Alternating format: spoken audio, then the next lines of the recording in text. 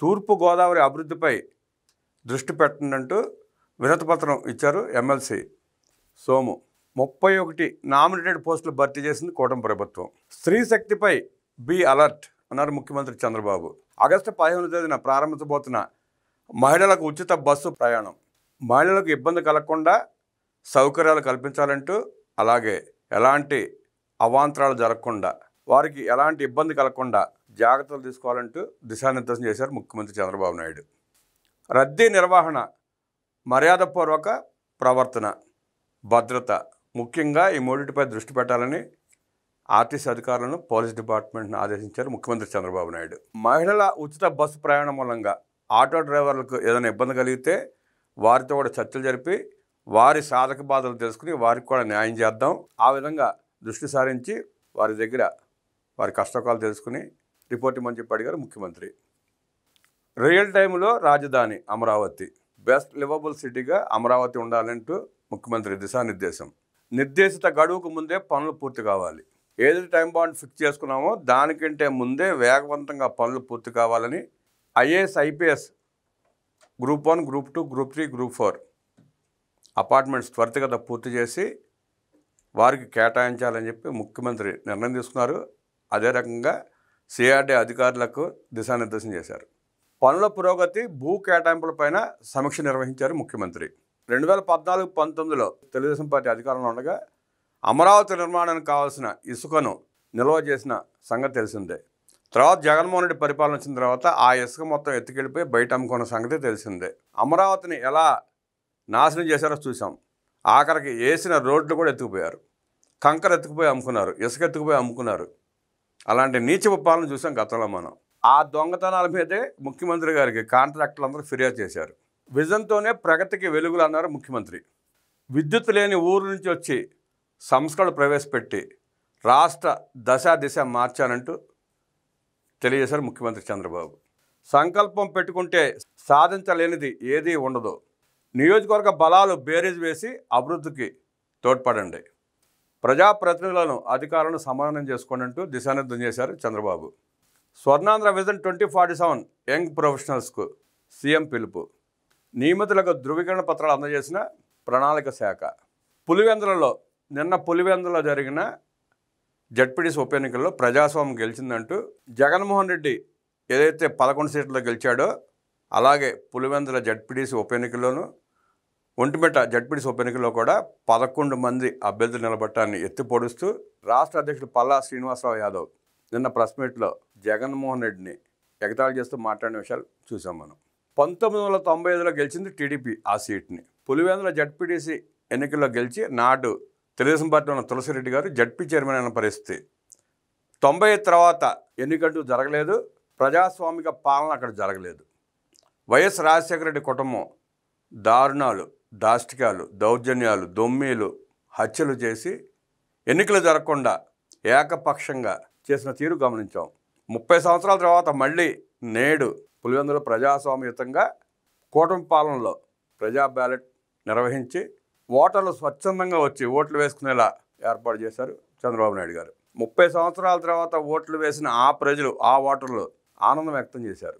జగన్మోహన్ రెడ్డి అరాచకాలని, అవినాష్ రెడ్డి దుర్మార్గాలని కట్టడి చేసినందువల్లే మేము ఓట్లు వేయగలిగాం అంటూ సంతృప్తి వ్యక్తం చేశారు ఆ జడ్పీటీసీ ఎన్నికలు జరుగుతున్న ప్రాంతంలోని 6 గ్రామాల ప్రజలు. ఇక పులివెందుల జడ్పీటీసీ, ఒంటిమిట్ట జడ్పీటీసీలో భారీ ఆధిక్యంతో టీడీపీ 2 స్థానాలు కైవసం చేసుకోబోతా ఉంది. ఎన్నికలు ప్రశాంతంగా జరిగితే ఓటర్లను భయభ్రాంతులకు గురి చేయకుండా ఓట్లు వేసుకునేలా అధికారులు వ్యవహరిస్తే ఏ ఎన్నికైనా ఆ పులివెందుల ప్రాంతంలో టీడీపీ గెలవడం ఖాయమన్న సంగతి నిన్నటి ఎన్నికతో తేలిపోయింది. ఇక ఓడిపోతున్నామన్న దుగ్ధతో, బాధతో, భయంతో ఆక్రోశం వెలబుస్తూ వాడు చేస్తున్న ఆరోపణలు చూసాం. ఆడలేక మధ్యలో ఓడన్నట్టు అవినాష్ రెడ్డి ఎలా మాట్లాడుతున్నాడో చూసాం. అధికారులు ముందస్తు జాగ్రత్త చర్యల్లో భాగంగా ఎమ్మెల్సీ భూమిరెడ్డి గారిని కూడా హౌస్ అరెస్ట్ చేశారు. అలాగే అవినాష్ రెడ్డిని కూడా హౌస్ అరెస్ట్ చేసే ప్రయత్నం చేస్తే ఆయన మధ్యలో పోలీస్ జీపుకి పారిపోయిన పరిస్థితి చూసాం. అధికారులు అన్యాయంగా వ్యవహరిస్తే అవినాష్ రెడ్డి ప్రెస్ మీట్లు పెట్టి మాట్లాడే పరిస్థితి ఉండేదా అన్నది ప్రజల ప్రశ్న. టీడీపీ ఎమ్మెల్సీ భూమిరెడ్డి గారిని అరెస్ట్ చేసింది కానీ అవినాష్ రెడ్డిని అరెస్ట్ చేయలేదే. స్వేచ్ఛగా మాట్లాడుకునే అవకాశం ఇచ్చిందే. కాకపోతే బూతుల చుట్టూ తిరిగి అల్లర్లు చేయకుండా కట్టడం మాత్రం చేసింది. అదే అవినాష్ రెడ్డి ఆ ఓళ్ళలో తిరిగినట్టయితే పరిస్థితి ఎంత దారుణంగా ఉండేదో అక్కడ స్థానిక ప్రజలకు బాగా తెలుసు. వాళ్ళ కోరిక మీదే అవినాష్ రెడ్డిని ఇంట్లోంచి రానివ్వకుండా కట్టడి చేశారు.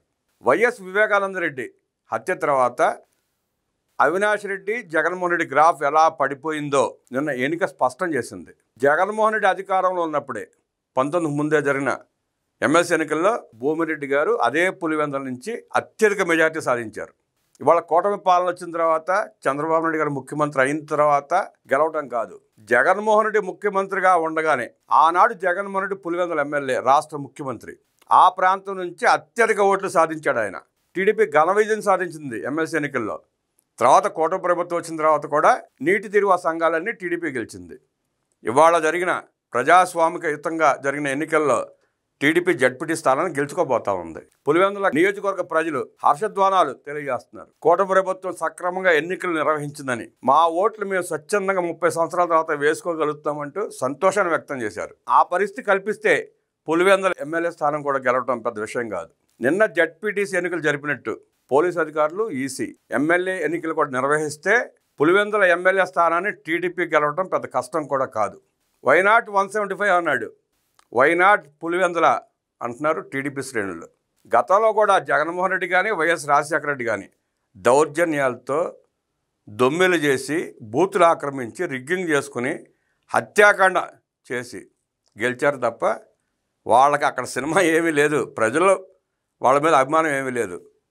భయంతో బయటపడలేదు అంతే. ప్రజలు ఎక్కడ ఏం మాట్లాడితే చంపేస్తారో ఈ దుర్మార్గ భయంతోనే మాట్లాడలేకపోయారు అంతే స్థానిక ప్రజలు. ప్రభుత్వం కఠినంగా వ్యవహరిస్తే మా ఓట్లన్నీ మీకే అంటూ ఆ ప్రజలు నినాదాల హోరెత్తిస్తున్నారు. జగన్మోహన్ రెడ్డి సీన్ సితారా శాట సిరిగిపోయింది అంటూ ప్రజలు నిన్న ఎలా నినాదాలు చేశారో చూసాం. జగన్మోహన్ రెడ్డి దండుపాళెం బ్యాచ్ కూటమి ప్రభుత్వం 14 నెలల్లో ఏం చేయలేదు, సూపర్ 6 ఏమి చేయలేదు అంటుంది కదా. సార్, సూపర్ 6 ఏం చేశారో, ఎవరికి ఏ లబ్ధి చేకూరిందో ప్రజలకు బాగా తెలుసు.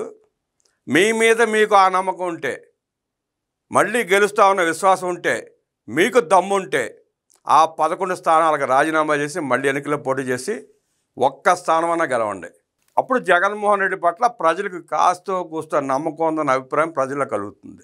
ఆ ఛాలెంజ్ని యాక్సెప్ట్ చేసి రాజీనామా చేసే దమ్ము, ధైర్యం జగన్మోహన్ రెడ్డికి ఉందో లేదో వైఎస్ఆర్ కాంగ్రెస్ పార్టీ పేటీఎం గాళ్ళు, ఆ పార్టీ నాయకులు చెప్పాలి. ఆశా వర్కర్లకు గ్రాట్యుటీ 645 కోట్ల రూపాయల మేర ప్రయోజనం చేకూరనుంది. దేశంలోనే మొదటి రాష్ట్రంగా గుర్తింపు. ప్రసూతి సెలవులు, విరమణ వయసు పెంపు. దౌర్జన్యాలు, దాడులు దాటుకుని స్వేచ్ఛగా ఓటేసిన జనం. జడ్పీటీసీ ఉప ఎన్నికలో భారీ పోలింగ్. పులివెందుల, ఒంటిమిట్ల వైసీపీ అరాచకాలు. బూతుల్లోకి చొరబడి టీడీపీ ఏజెంట్లపై దాడి. ఓటమి భయంతో సాకులు వెతుకున్న జగన్ రెడ్డి. ఇక జగన్మోహన్ రెడ్డి పార్టీ అధ్యక్షుడై ఉండి తన నియోజకవర్గంలో తను నివాసం ఉంటున్న జడ్పీటీసీ ఉప ఎన్నికల్లో ఓటేటా కూడా రాలేకపోయాడు. అంటే ఓటేటాకు వస్తే ప్రజలు తిరగబడతారు, ప్రశ్నిస్తారన్న భయంతో రాలేదో ఏంటో మరి తెలియదు. ఎందుకు రాలేకపోయాడు? ప్రతిష్టాత్మకంగా ఎన్నికలు తీసుకొని నీ నియోజకవర్గంలో జరుగుతున్న ఎన్నికల్లో నువ్వు ఓటు ఎందుకు వేయలేకపోయావని చెప్పి ప్రజలు నిలదీస్తున్నారు నిన్ను. నువ్వే నీ అభ్యర్థికి ఓటేయకపోతే మేము ఎందుకు వేయాలి జగన్ రెడ్డి అంటున్నారు ఆ జడ్పీటీసీ ప్రాంత ఓటర్లు. ఇంకో పక్కన జడ్పీటీసీ అభ్యర్థి కూడా ఓటు వేయలేకపోయాడు. బయటికి వెళ్ళి ఓటేస్తే ఎక్కడ ప్రజలు మొహాన ఉమ్మేస్తారోనన్న భయంతో, నిలదీస్తారన్న భయంతో, నా అధ్యక్షుడే వచ్చి నాకు ఓటు వేయలేదు కదా, నేను మాత్రం వేసుకుని ఎందుకు ఓడిపోయేదానికి ఓటు వేసుకోవడం ఎందుకు అనుకున్నాడేమో. కనీసం వాళ్ళిద్దరూ ఓటు కూడా వేసుకోలేకపోయారు. అది ఆ పార్టీ పరిస్థితి. ఇక జగన్మోహన్ రెడ్డి కోర్టులు, బెయిళ్ళు, జైళ్ళు అంటూ తిరుగుతూ ఉంటే రాష్ట్రానికి పెట్టుబడులు వరద, పరిశ్రమలు పోటీపడి వస్తున్నాయి. ఆంధ్రప్రదేశ్కి సెమీ కండక్టర్ ప్రాజెక్ట్ని ఇవ్వడానికి కేంద్ర కేబినెట్ నిర్ణయానికి సంతోషాన్ని తెలియజేస్తూ ధన్యవాదాలు తెలిపారు ముఖ్యమంత్రి చంద్రబాబు నాయుడు, నారా లోకేష్. రాష్ట్ర అభివృద్ధి విషయంలో కేంద్రం అందిస్తున్న సహకారం మరువలేనిదని చంద్రబాబు హర్షం వ్యక్తం చేశారు. ఏపీకి సెమీ కండక్టర్ యూనిట్లను కేటాయిస్తూ కేంద్ర కేబినెట్ తీసుకున్న నిర్ణయంపై ముఖ్యమంత్రి చంద్రబాబు సంతోషం వ్యక్తం చేశారు. ఈ మేరకు కేంద్ర మంత్రి అశ్విని వైష్ణవ్తో ఫోన్లో మాట్లాడిన సీఎం సెమీ కండక్టర్ యూనిట్ కేటాయింపుపై ప్రధాని మోదీ కేంద్రానికి ధన్యవాదాలు తెలిపారు. ఆంధ్రప్రదేశ్లో సెమీ కండక్టర్ యూనిట్ ఏర్పాటుకు దక్షిణ కొరియా సంస్థ అపాక్ట్ కంపెనీ లిమిటెడ్ ముందుకు రావడం తెలిసిందే. 468 కోట్ల రూపాయల పెట్టుబడితో మొబైల్స్, సెట్ టాప్ బాక్సులు, ఆటోమోటివ్, ఈసీయూ, గృహ వినియోగ ఎలక్ట్రానిక్ పరికరాలకు సెమీకండక్టర్లను అపాక్ట్ కంపెనీ ఉత్పత్తి చేయనుంది. డబుల్ ఇంజిన్ సర్కార్తోనే సెమీకండక్టర్ ప్రాజెక్టు రాష్ట్రానికి సాధ్యమైందని మంత్రి నారా లోకేష్ ఆనందం వ్యక్తం చేశారు. ఏపీకి సెమీకండక్టర్ల ప్రాజెక్టు కేటాయిస్తూ కేంద్ర కేబినెట్ తీసుకున్న నిర్ణయంపై మంత్రి నారా లోకేష్ హర్షం వ్యక్తం చేశారు. డబుల్ ఇంజిన్ సర్కార్ నేతృత్వంలో సెమీకండక్టర్ తయారీ యూనిట్ ఏపీకి వస్తోందన్నారు. 4,600 కోట్ల రూపాయల బడ్జెట్ కేటాయింపులో భాగంగా రాష్ట్రానికి సెమీకండక్టర్ తయారీ ప్రాజెక్టును మంజూరు చేసినందుకు ప్రధాని నరేంద్ర మోదీకి కృతజ్ఞతలు చెబుతూ ఎక్స్లో పోస్ట్ పెట్టారు మంత్రి. Advanced system in package technologies దక్షిణ కొరియాకు చెందిన కంపెనీ 96 మిలియన్ యూనిట్ల వార్షిక సామర్థ్యంతో ఒప్పందం కుదుర్చుకుంటుందని తెలిపారు. సెమీకండక్టర్లను మొబైల్ ఫోన్లు, సెట్ టాప్ బాక్సులు, ఆటోమొబైల్స్, ఇతర ఎలక్ట్రానిక్ అప్లికేషన్స్లో ఉపయోగిస్తారని, తద్వారా ఆత్మ నిర్భర భారత్కు ఈ ప్రాజెక్ట్ ఎంతో దోహదపడుతుందని లోకేష్ పేర్కొన్నారు. యువతే మన భవిష్యత్ నిర్మాతలు అన్నారు మంత్రి. ఆంధ్ర యువ సంకల్ప్ 2K25లో చేరాలి. మంత్రి మండిపల్లి స్ఫూర్తిదాయకమైన చొరవ తీసుకున్నారు.